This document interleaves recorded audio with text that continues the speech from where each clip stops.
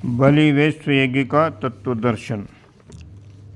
बलिवेश्व की 5 आहुतियों के पंच महायज्ञ क्यों कहा गया है? बोलचाल की भाषा में किसी शब्द के साथ महाशब्द लगा देने से उसका अर्थ बहुत बड़ा हो जाता है।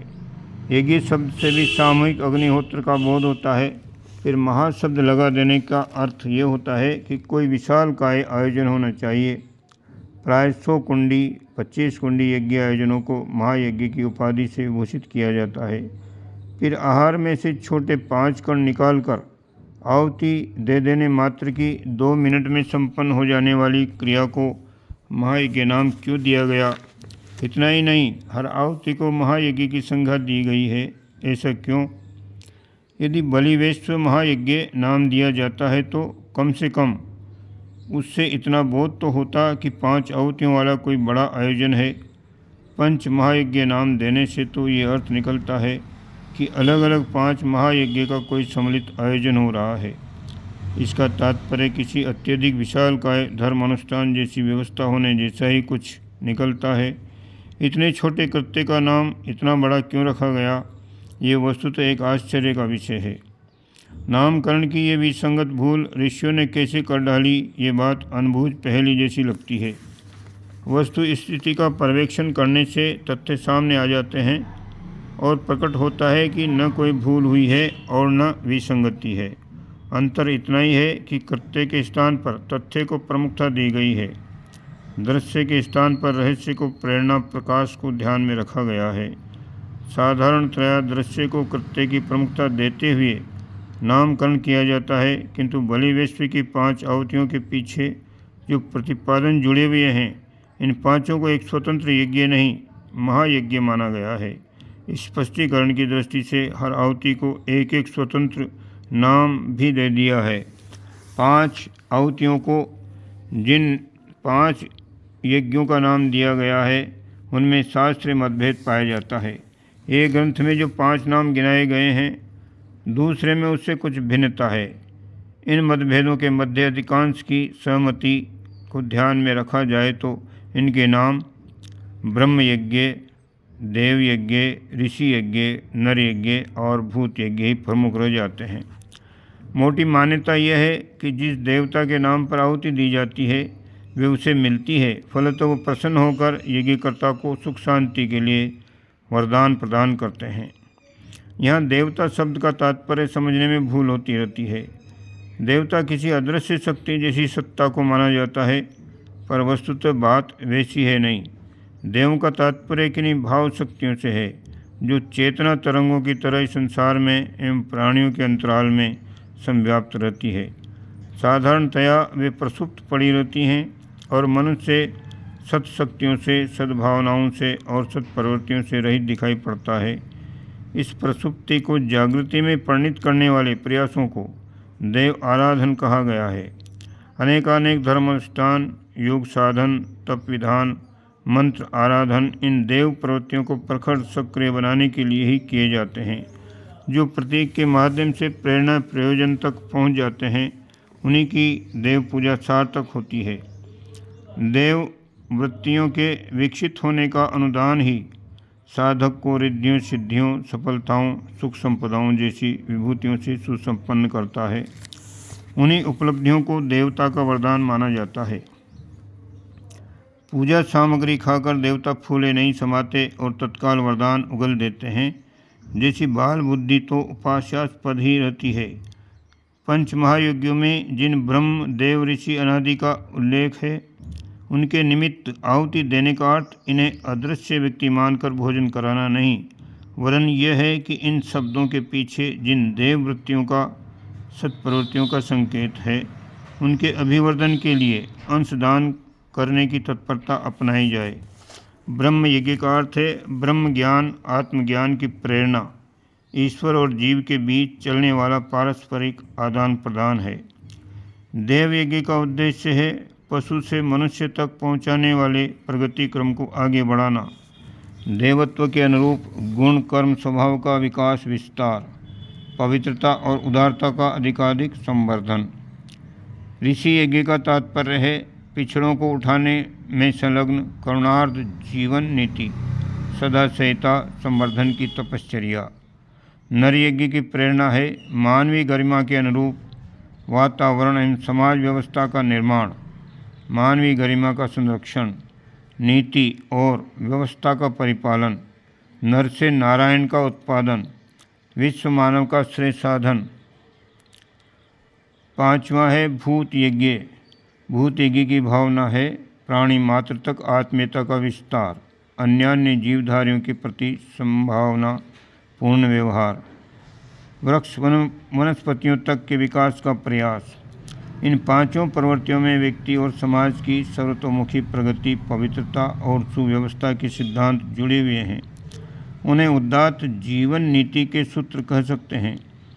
जीवनचर्या और समाज व्यवस्था में इन सिद्धांतों का जिस अनुपात से समावेश होता जाएगा, उसी क्रम से सुखद परिस्थितियों का निर्माण निर्धारित होता चला जाएगा। बीज छोटा होता है किंतु उसका फलितार्थ विशाल वृक्ष बनकर सामने आता है। चिंगारी छोटी होती है, अनुकूल अवसर मिलने पर वही दावानल का रूप धारण कर लेती है। गणित के सूत्र छोटे से होते हैं पर उनसे जटिलताएं सरल होती चली जाती हैं। अणु, जीवाणु, शुक्राणु तनिक से होते हैं पर जब भी उन्हें अपना पराक्रम दिखाने का अवसर मिलता है, चमत्कारी प्रतिक्रिया उत्पन्न करते हैं। बलि विश्व की 5 आहुतियों का दृश्य स्वरूप तो तनिक सा है, पर उनमें जिन 5 प्रेरणा सूत्रों का समावेश है, उन्हें व्यक्ति और समाज की सर्वतोमुखी प्रगति के आधारभूत सिद्धांत कहा जा सकता है। इनका निरंतर ध्यान रहे, इनके अनुरूप जीवन की नीति एवं समाज की व्यवस्था बनाने का प्रयत्न चलता रहे, उसकी स्मृति हर रोज़ ताज़ी होती रहे, इसके लिए 5 आहुतियाँ देकर 5 आदर्शों की प्रत्येक पूजा को महत्वपूर्ण माना गया है। देवता आदर्शों को भी कहते हैं। प्रस्तुत 5 महायज्ञों के 5 अधिष्ठाता देवता माने गए हैं। ब्रह्म यज्ञ के ब्रह्मा, देव यज्ञ के विष्णु, ऋषि यज्ञ के महेश, नर यज्ञ के अग्नि और भूत यज्ञ के वरुण देवता अधिपति हैं। 5 आहुतियाँ इन्हीं 5 के लिए दी जाती हैं, इसलिए इस प्रक्रिया के 5 देवों का पूजन अनुकूलन का भाव है। यज्ञकर्ता बलि वैश्व कर्म करते हुए इन 5 के अनुग्रह वरदान की अपेक्षा करता है। यह आशा तब निसंदेह पूरी हो सकती है जब आहुतियों के पीछे जो उद्देश्य सन्निहित है, उन्हें व्यवहार में उतारा जाए। इन्हीं उत्कृष्टताओं का व्यापक प्रचलन अवलंबन इस पंच महायज्ञ प्रक्रिया का मूलभूत प्रयोजन है। बलि विश्व को इन्हीं देव प्रेरणाओं का प्रतिनिधि माना जा सकता है। कहना न होगा कि ये आदर्श जिस अनुपात से अपनाए जाएंगे, उसी के अनुरूप व्यक्ति में देव तत्व की मन स्थिति और संसार में स्वर्गीय परिस्थिति का मंगलमय वातावरण दृष्टिगोचर होगा। युग परिवर्तन यही है। बलि विश्व की प्रेरणाएं प्रकारांतर से नवयुग की सुखद संभावनाओं का बीजारोपण करती है। बलि विश्व में जिन 5 आदर्शों का प्रतिपादन 5 महायज्ञों के रूप में किया गया है, उन्हें मानवीय गरिमा को समुन्नत बनाने वाले पंचशील कह सकते हैं। बौद्ध धर्म में पंचशीलों का बहुत ही विस्तार पूर्वक वर्णन विवेचन किया गया है। उनका बहुत महत्व महात्म्य बताया गया है। इन पंचशीलों को जीवनचर्या एवं समाज व्यवस्था के विभिन्न क्षेत्रों में विभिन्न रूपों में वर्गीकृत भी किया गया है। इस प्रकार पंचशीलों के वर्ग उपवर्ग प्रकारांतर से व्यक्ति एवं विश्व की समस्त समस्याओं को सुलझाने, सर्वतोमुखी प्रगति का द्वार खोलने में महत्वपूर्ण भूमिका संपन्न करते हैं। शरीर रक्षा के पंचशील हैं सात्विक एवं सीमित आहार, स्वच्छ जल का पर्याप्त उपयोग, खुली वायु में गहरी सांस, समुचित श्रम, चिंता रहित रात्रि विश्राम। मानसिक स्वास्थ्य के पंचशील हैं खिलाड़ी जैसा दृष्टिकोण, अनवरत मुस्कान, इंद्रिय निग्रह, काम में मनोयोग एवं गौरव, उपलब्धि में संतोष, प्रगति में उत्साह।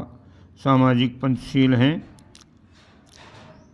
ईमानदारी, नागरिकता की जिम्मेदारी, नम्र शिष्ट एवं मधुर व्यवहार, वचन का पालन, उदार सहयोग।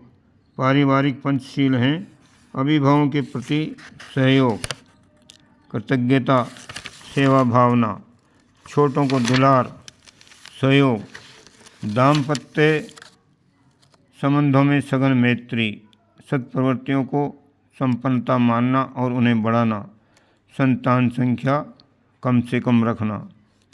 धार्मिक पंचशील हैं सत्प्रवृत्तियों का समर्थन संवर्धन, दुष्प्रवृत्तियों से असहयोग विरोध संघर्ष, पीड़ा और पतन के निवारण में बढ़ चढ़कर अंशदान, उच्च स्तरीय आस्थाओं को दृढ़तापूर्वक अपनाना, कर्तव्य पालन में तत्परता, अधिकार पाने में उदासीनता।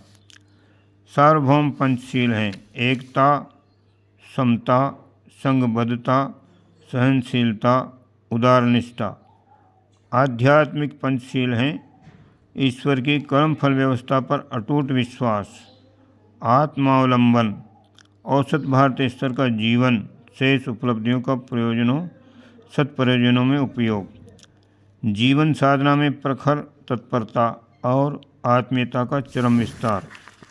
उपरोक्त वर्ग विभाजनों में जिन पंचशीलों की चर्चा की गई है वे देखने में एक दूसरे से अलग लगते हैं और उन्हें स्वतंत्र आदर्श गिनने का मन करता है, पर गहराई से देखने पर प्रतीत होगा कि उनमें बलि विश्व में प्रतिपादित ब्रह्म यज्ञ, देव यज्ञ, ऋषि यज्ञ, नर यज्ञ और भूत यज्ञ में सन्निहित सद्भावों और उत्कृष्ट मान्यताओं का ही परिस्थिति के अनुरूप विवेचन दिग्दर्शन मात्र है।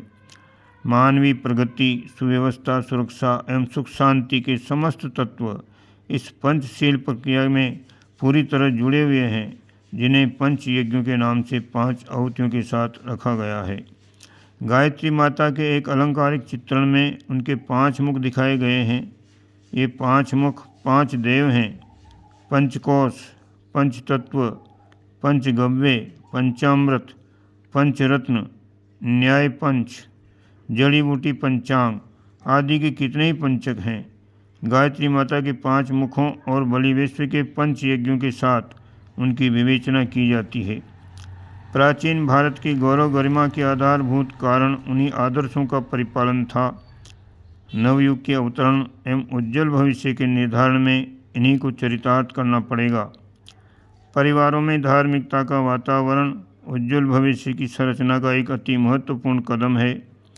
परिवार में जहाँ शिक्षा, स्वच्छता, संपन्नता, शिष्टता, सहकारिता और सद्गुणों की स्थापना की आवश्यकता है, वहाँ ये भी ध्यान रखा जाना चाहिए कि धार्मिकता का वातावरण इन सभी से अधिक महत्वपूर्ण है। अस्तु परिवार में धार्मिक वातावरण बनाने के लिए गायत्री माता के चित्र का नमन वंदन, सामूहिक आरती, भजन कीर्तन, कथा, कहानी, नित्य प्रणाम, अभिनंदन जैसे छोटे उपचारों का कितना महत्व है, ये विवाद से नहीं अनुभव से ही परखा जा सकता है। 5वां उपचार है बलि विश्व। घर में इन प्रथाओं को निष्ठापूर्वक परिपालन होता रहे और समय समय पर ये समझाया जाता रहे कि आखिर इन सब धर्म कृत्यों के मूल प्रयोजन क्या हैं और इन प्रयोजनों को वर्तमान स्थिति में कौन किस प्रकार कर सकता है।